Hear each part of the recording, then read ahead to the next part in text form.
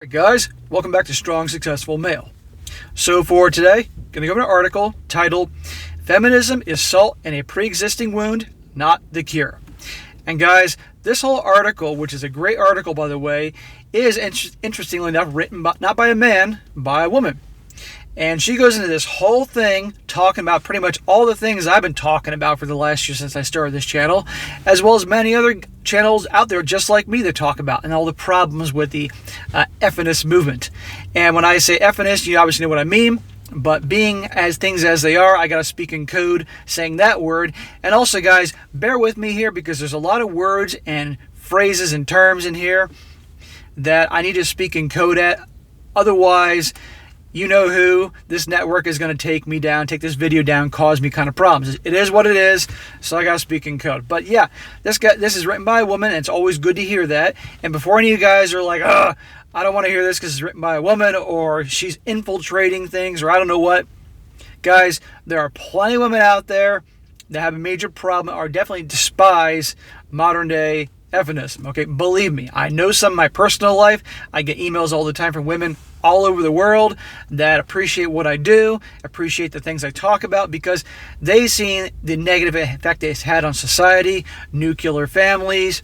They don't want their boys growing up to be involved with or marry women like this. They don't want. They want their boys to grow up to be men, not weakened little crybabies like this movement is trying to mold boys into. And we all know this because how it's done, how things are in the schools right now, and how things are, the way they present men in movies and television. So they appreciate what I do, and so there are ones like this that are calling it out, and that's good. It's a good start here. Anyway. So I'm going to go through this, guys. It's a little long, but you'll definitely enjoy what I'm talking about here. Starts off, although much of modern fourth-wave feminism is misinformed at best and harmful at worst, feminism is not the wound itself. Feminism, in all its forms, from the suffrage movement to believe all women, is an outgrowth of historic injustice against women. Whether a woman despises or embraces feminism, we can agree that women have been historically oppressed and in many cases around the world continue to be. The problem with modern feminism is that it does not seek to heal the wounds of historic oppression. In fact, when it comes to ongoing oppression, such as S-word captivity, I'm speaking in code here, it even ignores it outright. Instead, it's salt on a bloody, tender wound. Modern feminism pretends to be the answer. Modern feminism presents itself as a pathway forward, as a light out of the darkness of historical injustice, while cutting us off at the knees and creating division instead of unity. It's one thing to call for unity for men to support women, and quite another in the same breath to derail all men as operatives of an evil patriarchy that must be dismantled. This doesn't achieve healing or unity, but it certainly breeds mistrust between the sexes. Yeah, that's what we have today. That's what we have in modern feminism. Derailing men, making men out to be the bad guys, and basically emasculating men. And of course, division. And what the hell positive is, what good is that going to do? Right? None whatsoever. But we all know who leads the charge of these groups. Very angry, very miserable women. Okay, and if you've ever had the misfortune of encountering women like this, you know exactly what I'm talking about. Okay, if you can avoid those types, by all means do so. But believe me, I've had the misfortune of knowing some like this, and they're miserable. Everything's an injustice. Everything's a problem. Everything's an argument. Drama, drama, drama, because that's all they have. And unfortunately, because they have the biggest mouths and make the most noise, particularly in social media, it is perceived that that's what a lot of the public is like, and that's not it at all. And yet these jackasses have a way to influence things and have certain change policies and all that. It's unfortunate. This is why I talk about these things. This is why it's important to share this information and speak out, because otherwise things will just get worse. Goes on, much of radical feminist dogma revolves around the us versus them mantra. Dead on. Predicated on the idea that men and women can't get along because the patriarchy runs too deep within men, and that the only way they can get along is for men to unlearn, and here we go, unlearn toxic masculinity. Men are often characterized as a homogeneous group of oppressors. And that is a bunch of crap. I'm sure you all remember that commercial during the Super Bowl from Gillette a few years ago, right? You all know what I'm talking about here. What a load of crap. I will not to this day and will never buy Gillette products because of that, okay? You got to be kidding me. But that is the idea being sold in movies, television, commercials, media, you name it. What good does that do? We need a world, we need boys to be raised and grown to strong men to make good leaders, good fathers, and so forth. This is why it's the job of every guy watching this that's a father, a grandfather, an uncle, an older brother, to set a good example for their sons, their grandsons, their nephews, their younger brothers of a strong masculine presence, okay? And I'm not saying being bullies, no way, we don't need those. But let's be honest here, we need strong men to defend against bullies, okay? Because if you have a bunch of weak men out there, bullies are going to run rampant. Bullies are inevitable, that's just how it is. But you got strong men to take care of them, strong men to handle them, then that's okay. But thanks to this nonsense, we're going to have a lot less and less strong men out there. And any of you guys watching this that happen to know the younger generation of the kids growing up, they're not raised to be very strong. The girls are being molded to be the strong ones, while the boys are being molded to be emotional and in touch with their feelings and all that, okay? This is like Mr. Rogers on steroids now. We don't need this. Goes on. Indulging in divisive rhetoric, popularizing feminist quotes such as women need a man like a fish needs a bicycle, only divides and embitters the genders against one another, rather than seeking to work together. Feminism remains ignorant and willfully oblivious to the fact that when men and women are pitted against one another, we create a breeding ground for social ills to flourish. And that's what we have today. Our community. Congress's removal and exclusion of gendered family terms, wait for this, such as grandmother and father, are reflective of a culturally sanctioned subversion of the family and gender roles cloaked in the language of tolerance. While this might seem innocent enough, after all, they're just words, words matter, as do their symbolic value. This is but one example of recent efforts to denigrate the nuclear family and its importance. Another example is a recently published piece by Julia Naftalin outlining why heterosexual relationships are so bad for us. Such rhetoric is poised for gender relations, never mind we're sexually reproducing species. Feminism seems to be an angry reaction to biological realities.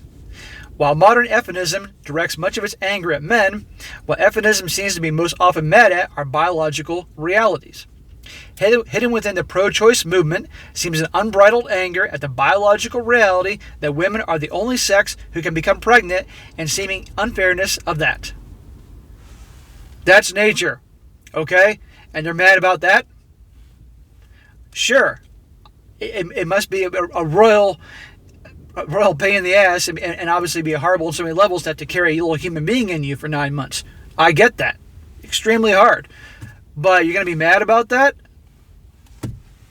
Blame nature. Blame the big guy upstairs. Don't be mad at us. Likewise, the S-word liberation movement, while cloaked in language against social norms and male double standards, seems to be a revolt against S-word based differences between men and women and their differing responses to S-word activity. I got to speak in a lot of code here, guys, because the S-word comes up a lot, and you know what I mean. Just bear with me here. While feminists complain about the lack of fairness, it seems that most often the unfairness they speak of is the innate biological reality that men and women are different. And guess what? We are different, and there's nothing wrong with that. But again, in today's world, they're trying to make the men like women and the women like men. There are things that men excel at that women can't do, and there are things that women excel at that men can't do. I got no problem with it. Why do others have a problem with it? Who the hell cares? We're different, and we can complement each other. But this is ridiculous. In many ways, hookup culture is the direct manifestation of years of increasing tensions and resentment among the sexes. While many feminist publications might tell us that hookup culture and casual S-word are methods of empowerment, I was waiting for that word to pop up, and solutions to historic female oppression, hookup culture is often a form of performative revenge against the opposite gender. which is neither empowering nor unifying. If commitment is a unifying act between men and women, then the direct denial or even aversion to commitment, as seen through casual intimacy, is a direct rebuke of unity between genders. The culture of casual S-word is salt in an open wound that inhibits both genders from seeking harmony and social cohesion. How can we expect men and women to come together when hookup culture continues to reinforce negative attitudes about the opposite sex, such as women are sluts and men are liars? It is what it is. There's a time and place where, let me backtrack here.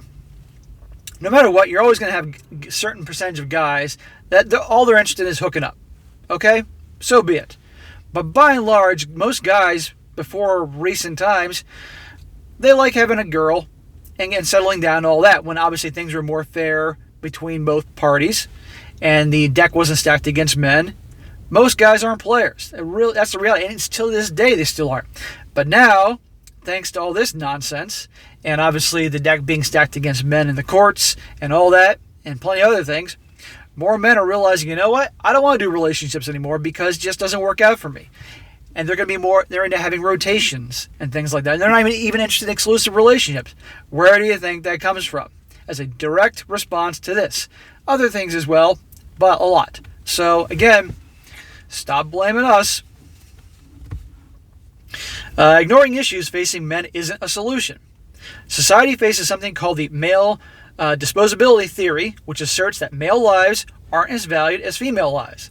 This theory may provide an explanation for why society doesn't seem to care that men are disproportionately more likely to become homeless in their own lives and pass away from on-job accidents.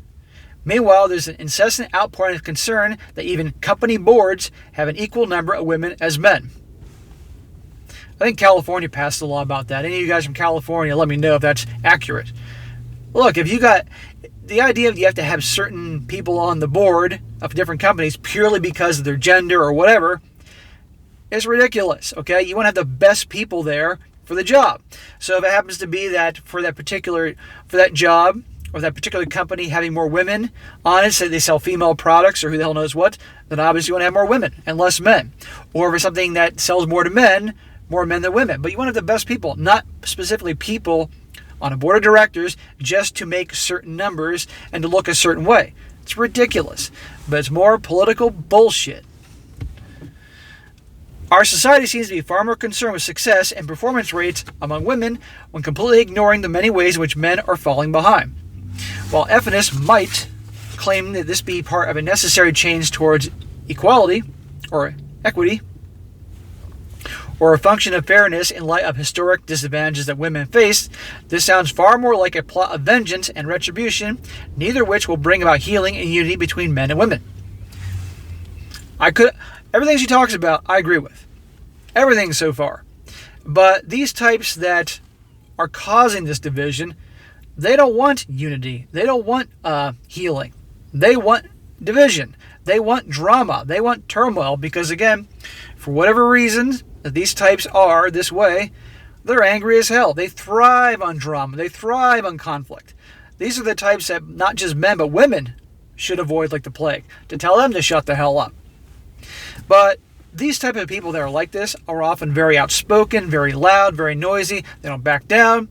And let's be honest, most people in life are sheep. And it goes both ways between men and women.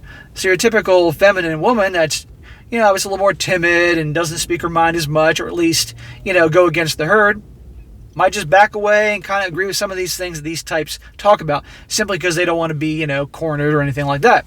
But what good does that do? It only makes matters worse, and we have what we have today. The divisive rhetoric against men correlates with movements such as MGTOW, increased addiction, increased social isolation, drug problems, and more than 60% of homeless are male, increased crime, and more children growing up without fathers, and boys falling farther behind in school. Of course, correlation is not causation, but shouldn't we be concerned about the many ways in which men are falling behind without much public alarm or even notice? If we truly cared about unity and equality, would we want to seek solutions and root out what the problems are? The problem was subverting the nuclear family. When women and men cease to value marriage or believe that they can build a life together, fewer intact families will exist. And without strong family units, we can expect the many social ills that feminists claim to care about, such as D-word violence, poverty, and incarceration, to prevail. Without a father in the home, children are more likely to be, I'm not going to say that word, starts with an A, but not good things. 5 times more likely to live in poverty, 9 more times likely to commit crimes and drop out of school, and 20 times more likely to go to jail. Well, again, who can we thank for the fact that you have much more broken marriages, children being raised by the single moms? And don't get me wrong, these single moms in today's world raising the children, especially boys, they can most certainly provide for them what they need. They can certainly care and love them, but you need that masculine presence there to lay down the law, because let's be honest here, mothers, when it comes to their sons, are much easier and softer on their sons than they are their daughters. There are exceptions, but let's be honest here. I've known so many mothers that were much easier on the boys than the girls. In my house, my mom was much easier on me than my dad was. My dad was tough on me. Meanwhile, my dad was easy on my sister. My mom was tough on my sister. Okay? And so without boys having that strong male role model, a lot of these problems that are mentioned here do happen and will continue to happen. It's fundamentally incompatible to simultaneously champion the divisive language of feminism, including the subversion of the family, and social crusades such as poverty, incarceration, crime, and school dropout rates. The root of most social ills is the breakdown of the nuclear family. And that's what feminism is doing a hell of a good job doing. And like I said, now some people may say, what are you talking about, SSM? Because you're always talking about don't get married. So isn't that having a connection to this? I say in today's world, because of how things are, how they are so badly against men, men are out of their mind to get married. However, if magically, with a snap of a finger, let's just say things return to a state where things aren't like they are today or have been for many, many, many decades, that'd be a different ballgame. But I'm here to help guys and protect guys. So given how things are in today's world, especially here in the United States, that's why I tell you don't do it.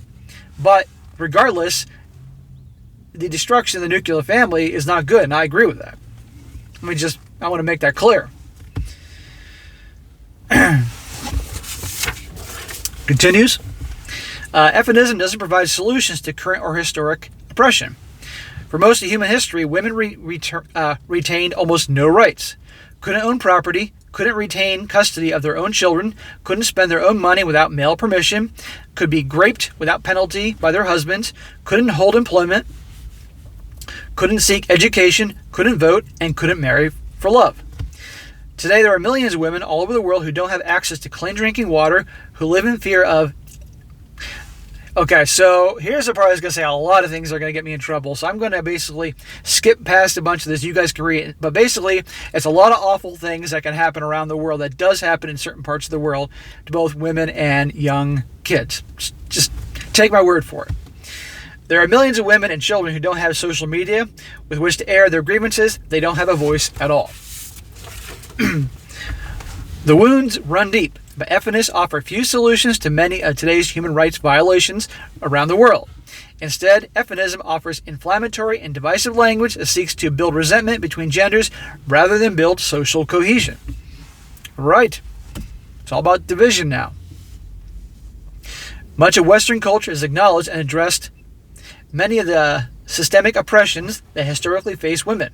But today it seems that feminism must be kept inventing new levels of victimhood. Dead on. Dead on. Again, I'm going to say this again. It seems that feminism must keep inventing new levels of victimhood. There's always a new drama for every day. There's always some new injustice to fight. Because again, these types that are angry as hell, miserable, well, what do they have without their ongoing plight, their ongoing mission to fight their version, their perceived injustice? So as to revive old narratives about S-wordism. The goal of feminism is to stay relevant, not healing. In closing thoughts, if we truly want to heal the wounds of the past, we need to reject the divisive language of feminism, restore the importance of the nuclear family, and fight oppression around the world.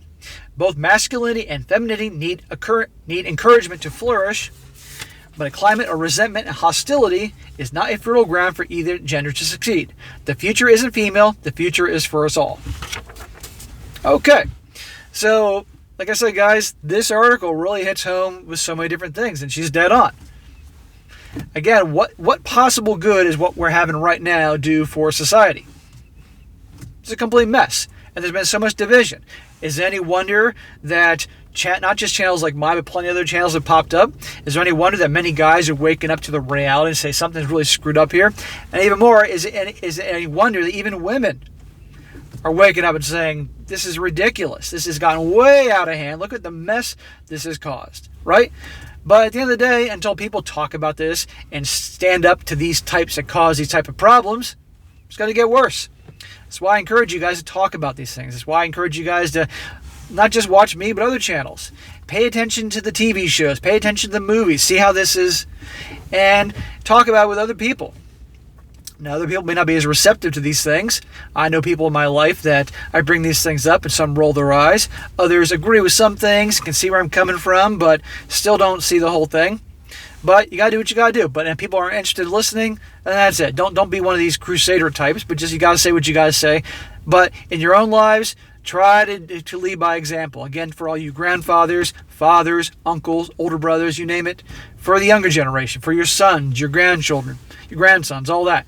It's the best you can do. And also for your daughters and granddaughters and nieces, because they see a strong male role model that isn't being toxic, but is just a good leader, and they're a rock. Because, guys, for those of you that do relationships, women want guys that are a rock. Okay, not these types that write these that are causing the problems today, but your average feminine woman wants a guy that's a rock, that's a leader she can feel safe with. And when she feels safe with him and she can trust him, she'll step back and be submissive and let him lead and trust him to do that.